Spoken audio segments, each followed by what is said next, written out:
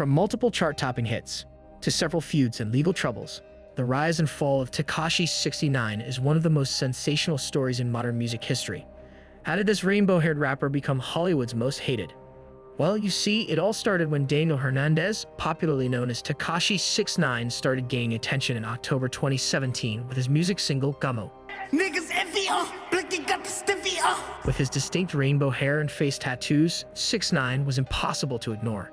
His aggressive style, provocative lyrics, and unique appearance set him apart in the crowded rap landscape. In a March 2018 interview with The Breakfast Club, 6ix9ine boasted about his rapid rise and influence in the music industry. I'm the hottest artist in the city. No, you're not. I'm definitely the hottest artist in the city. No. All right, but let's talk about the credentials and why you say that. Every song I put out makes Billboard Top 100. In the interview, Tekashi often continues playing up his controversial persona, unabashedly taunting Charlemagne the God and declaring himself the King of New York. If I say I'm the King of New York for the 500th time and someone didn't like it, something could have easily happened. You're not the King of New York till you can sell out the Garden. I'm the King of New York. Barclays, I'm the King of New York. This was a claim that sparked both admiration and ridicule. If Six isn't the King of New York, he's definitely the King of the Breakfast Club. He ran the whole interview. The more hate he gets, the more I kinda like him, to be honest. But you see, it wasn't just his music that captured attention, but also his adept use of social media. His social media presence played a crucial role in his rise. His brash confidence and unapologetic attitude resonated with a segment of fans who saw him as a fearless disruptor in the hip-hop world. Tekashi's rise was fueled by his viral, magnetic, and repulsive persona with a perfect storm of social media marketing, including an endorsement from rap OGs like 50 Cent. His ability to draw attention, whether positive or negative, was unparalleled. But with fame came controversy. 6ix9ine's rise was as much about his dangerous affiliations and high-profile feuds as it was about his music. His affiliation with the 9 Tree Gangsta Bloods became a central part of his image. Yo, I didn't come home to this year, like, you know what I'm saying? So if people's like, yo, you running with Crips, I'm running with Crips. If you people say you running with Bloods, I'm running with Bloods, or I'm running with both, I'm running with both. Like, they both my homies, you know what I'm This connection added a layer of authenticity to his tough persona, but also set the stage for his downfall, a point which was ironically called out long before it all by famous rapper Fat Joe. I gotta tell you, as an OG, as a nigga who be around, I be lying to myself if I ain't tell you, yo, B, one move, they gonna try to throw you in there. Big time. Do you understand this? However, 6ix9ine's continuous feuds with other artists were numerous and often played out in the public eye. One notable spat was with Chicago rapper Chief Keef. In a series of incendiary social media posts, Tekashi taunted Chief Keef. Yo, this thing gonna die? Where? Where I'ma die? Fuck Chief Keef, fuck Lil Reese, fuck all them niggas. Fuck y'all niggas talking about, nigga, this fucking Treyway, nigga. He would later go as far as to visit his hometown and post videos mocking him. This feud escalated to dangerous levels, with Chief Keef narrowly escaping a shooting in New York, an incident allegedly linked to Tekashi's provocations. 6ix9ine's social media antics weren't limited to feuds. He frequently posted videos flaunting his wealth, trolling other artists, and making bold, often outrageous claims. We got one house right here, 2 houses right here, 3 houses right here, 4 houses right here, 5 houses right here, maybe 2 houses right there, you feel me? His controversial behavior was a double-edged sword. On one hand, it brought him immense fame and a loyal following, while on the other hand, it painted a target on his back, both from law enforcement and rival gangs. However, in July 2018, the rapper's fast-paced lifestyle soon caught up with him, leading to a dramatic series of events that would change his life forever. He was kidnapped, robbed, and beaten by members of his own entourage, completely surprising everybody. Damn, what did they do to his face? Wasn't this dude with the energy on the gram talking about niggas were mad they couldn't find him? I'm afraid for this young man, but he brings it on himself. Play stupid games, win stupid prizes. Things seemingly became worse as in November 2018, 6ix9ine was arrested on several charges. Tekashi 6ix9ine, the rapper. Tekashi 6ix9ine is in federal custody, facing racketeering and firearms charges. This arrest marked the beginning of the most significant legal battles of his life. Although Tekashi's brushes with the law began in 2015, long before his music career took off. As explained by an article, at the time, Tekashi pled guilty to 3 felony counts for the incident in which he had allegedly stood behind the child, making a thrusting motion with his pelvis and smacking her on her buttocks. And as a result, he was sentenced to 4 years probation in the child sex case. But his association with the 9 Tree Gangsta Bloods, a notorious gang, led to more severe charges including racketeering, armed robbery, and attempted murder of Chief Keef. The trial of 6ix9ine was one of the most talked about legal proceedings in recent years. Facing a potential life sentence, Tekashi chose to testify against the 9 Tree Gangsta Bloods, providing insider information that was crucial to the prosecution's case in exchange for a reduced sentence. What were you arrested for?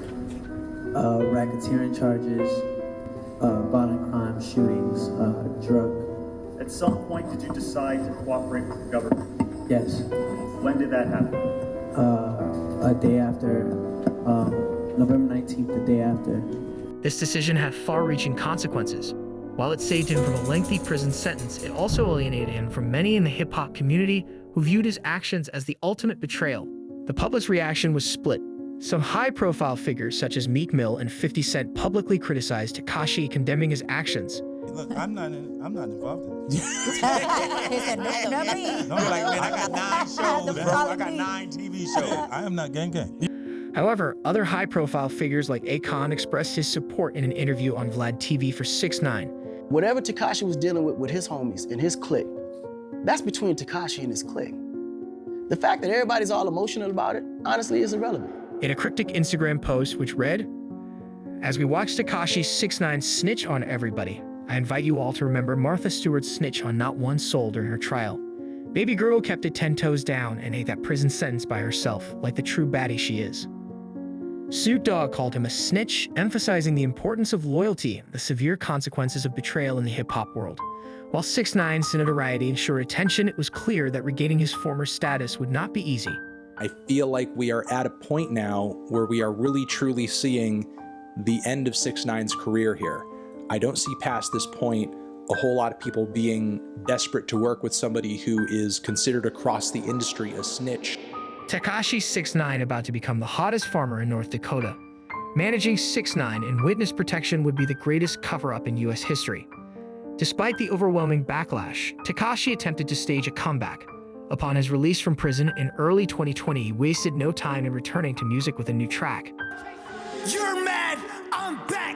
The first post-prison single, Go Bub, broke YouTube records for the most views in 24 hours for a hip-hop video and was a commercial success, but it also drew criticism for its brashness and lack of remorse. The rapper would hit back in an Instagram live post at those condemning him, calling them snitch for their association in past acts. I'm gonna go down the list. This whole album, I'm gonna go down the whole list, right? Listen, you can't pick and choose who you call rats. Meek, you're a fucking rat. The trial and its aftermath had a profound impact on 6ix9ine's public perception. Once a rising star, he quickly became one of the most reviled figures in hip-hop. The term snitch became synonymous with the name Tekashi 6ix9ine. In interviews with NBC6 post-trial, Tekashi attempted to justify his actions. He'd argued that his former associates had betrayed him first, leaving him with little choice.